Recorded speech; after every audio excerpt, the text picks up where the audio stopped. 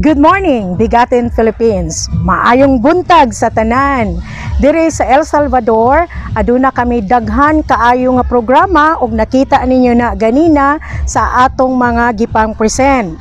Now, sa leadership ni Dr. Randy Tortola, dili lang kita nag-focus sa mga formal nga edukasyon, kundi ato pong gitan-aw ang nagkalain-lain nga mga panginahanglan sa atong mga estudyante. Sama pananglit sa nahitabo kang Bernette May Colyamar. Kabalo kita nga babae siya, pero nag-focus gyapon siya sa welding. Buti pa sabot, wala gyoy barriers, no, walay babag. Kung kini atong gusto, mga estudyante, mga learners, kung atong gusto, kaya nato. Ug magpasalamat kita sa atong maestra sa SMAU ni Aaron Adisas sa pag-guide kang Bernette May Colyamar.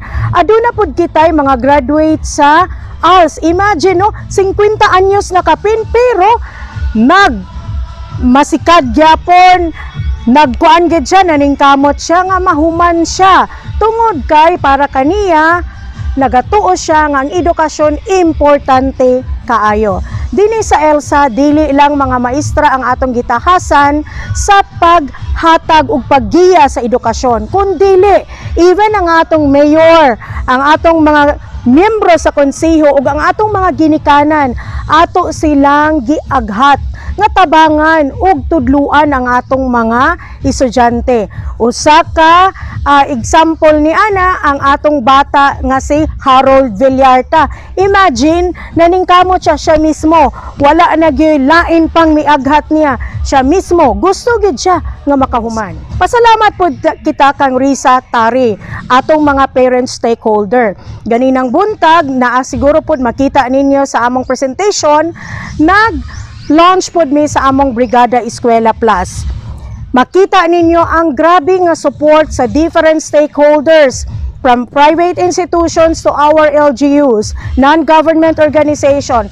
Tungod kay nakita pod nila ang suporta ug ang gusto gyud mahitabo sa atong mga maestra ug sa atong schools division superintendent. Dinhi sa El Salvador, bisan ang atong mga atleta, muuna gid kana sila. We only have 3 representatives for palarong pambansa. Pero si King Joshua miuli nga midala og 4 ka medals. 2 ka golds, 1 ka silver ug 1 ka bronze. King, ikaw gyud ang among hari sa El Salvador when it comes to sports. Dinhi sa El Salvador Division, dili lang academic ug sports ang atong gilantaw. Kita pod nagpabilin nga nagtinguha nga magpadayon ang atong pag-research kung unsa ba gyud ang mga pamaagi nga mas mo improve ang atong mga maestra ug ang atong mga estudyante. In fact, ang atong mga research congress, ang atong mga supervisors, gaapil gid kana sila, gapakabana. Tungod kay gusto kita nga ang kaalam mulambo.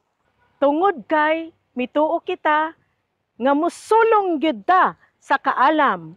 Para sa bata, para sa bayan, ELSA, sulong kita.